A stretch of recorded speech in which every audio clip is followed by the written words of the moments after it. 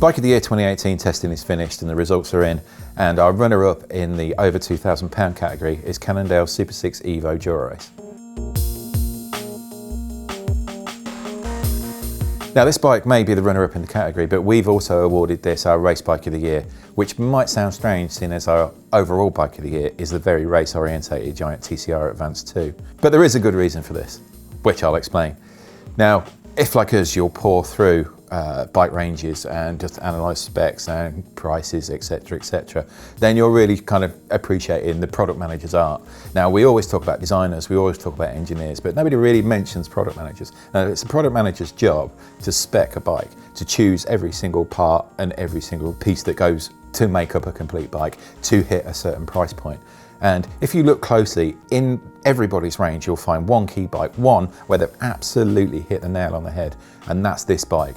The Evo Dura-Ace is just a phenomenal package.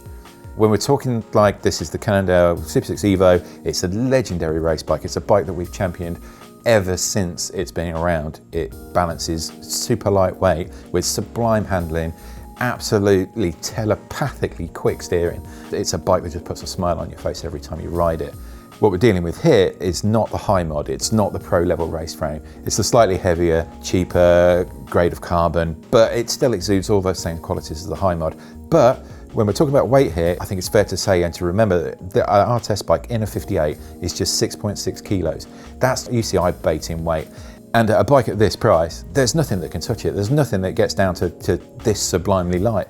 In fact, if in Cannondale's own range, if you wanted to get something lighter and arguably better spec, you'd probably have to step up the Evo Black Ink. And that bike is £5 more than this one. So that just shows you what a phenomenal package they've put together here. So when it boils down to it, the spec, what we've got, new Dura-Ace, fabulous, the best mechanical group set yet. Combines phenomenal braking with sublime shifting. It's lighter, it has a wider gear range than it ever had before. So if you are going to be out riding in the Alps, riding seriously steep climbs, you can get an 1130 on the back there just to give you that little bailout. Now this one comes with an 1128, which has pretty much become the standard. In fact, the only deviation Cannondale have made from full Dura-Ace is to spec their own SI chainset. And that's no bad thing. You know, this is a chainset that was specifically designed for BB30, which was another Cannondale invention. And it's a beautifully crafted, beautifully engineered piece of kit. The spider ring is just a work of CNC art. It offers shifting and smoothness, easily the equivalent of Dura-Ace, and it's lighter too. You look elsewhere on this bike, you've got Cannondale's proprietary 25.4 seat post, that super skinny seat post that just offers that just enough compliance just to take the edge off of rough surfaces. That's topped with Physique's brilliant Antares saddle. And then you go back down to the wheels. Now this is Cannondale's own entry into the wheel market. It's their hologram carbon clinchers. Really nice shape.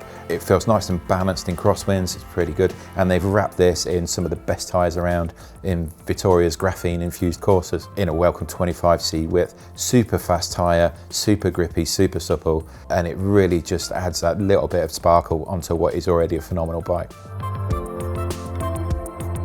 To get all this great kit on there, you know, obviously they've had to find a compromise somewhere, and they've chosen the kind of least offensive place to put it.